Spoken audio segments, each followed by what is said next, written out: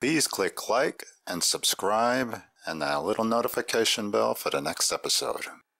We're in a Route 66 hotel in Springfield, Illinois, talking to Frank. Frank is the owner of this establishment. This particular building was the first Holiday Inn built on Route 66. The original part of Route 66 is still in existence in the north wing. Later on, the owners tore the restaurant part down and added on the other sections that were here.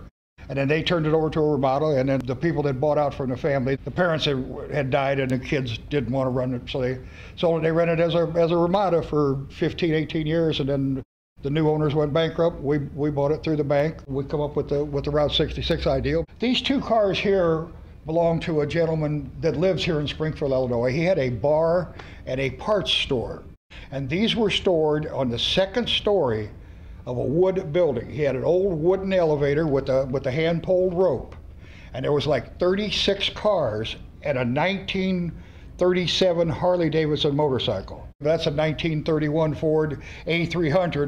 These are in the exact shape how they come out of the attic. All of this backdrop here was painted by my niece, Amy. She painted the Route 66 logo in the bottom of the swimming pool. What's the name of this restaurant you have? This is the Yesterday's Restaurant, we call it, and the Filling Station Bar and Grill. We're here in Yesterday's Restaurant with our chef, Steve. He's going to explain some of the 3 dishes that are our specialties here at the Route 66 Hotel and Conference Center. Right here we have our broasted chicken. It is like a fried chicken, but it's cooked in a pressure fryer with canola oil, so it's much healthier for you than regular fried chicken. And right here we have our walleye. Walleye is a northern fish. It's kind of like a pike. What these are is fillets. We take them and we bread them in a southern breading, which is like a cornmeal kind of breading. We fry them. It takes just about a couple minutes for them to fry up. It's a really juicy, light fish. It doesn't have a heavy taste to it at all. And then right here is a Springfield legendary dish, the horseshoe.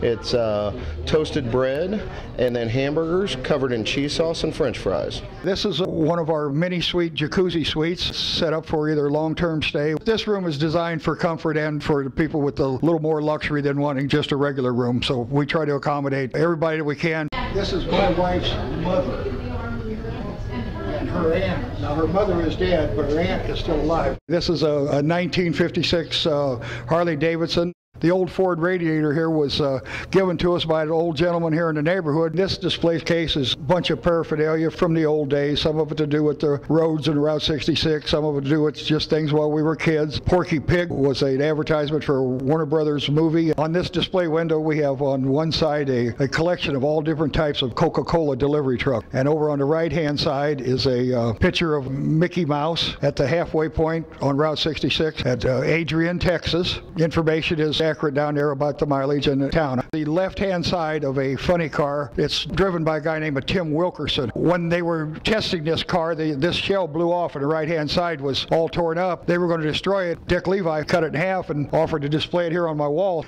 We're standing outside the north end of our hotel, and you'll notice we have a right-of-way marker, original one put in Route 66 back in 1926 when the road ran across this grass area here before they made the alignment the other direction. Springfield has a drive-in theater. The old-fashioned kind. Yeah. Had two screens. 2 screens, that's right. And they have the old-fashioned popcorn, and for people like me, they also have the seasonings. It's like going back in time. It is. I'm Bob Kolkhorst. I'm here at the Route 66 Twin Drive-In. Been the projectionist here since 2001. Originally opened as Green Meadows Twin Drive-In years ago. The company was out of St. Louis. The first day that we opened, we had a tornado in the area, and the walls and projection room was kind of expanding back and forth. Also, a few years later, we ended up having lightning hit the speaker post out there, and lightning came up through the speaker lines in the projection booth, and lightning bolts were going across the room through the amplifier to the rectifiers for our lamp houses and that. So that was kind of an amusing little thing that we had. My mother was the brick road, the original highway, and it was made out of placed bricks, like cobblestone. Cobblestone. Yeah. But not cobblestone, it's brick. It's like paving stone. Yep. You want to see the real road and travel down the original road like our ancestors have. Yeah. This is one of the best examples of the different construction technologies that were employed in the different alignments of Illinois Route 66. We're on one of the older alignments, the Route 4 1926 to 1930 alignment, and what we have here is hand-laid brick.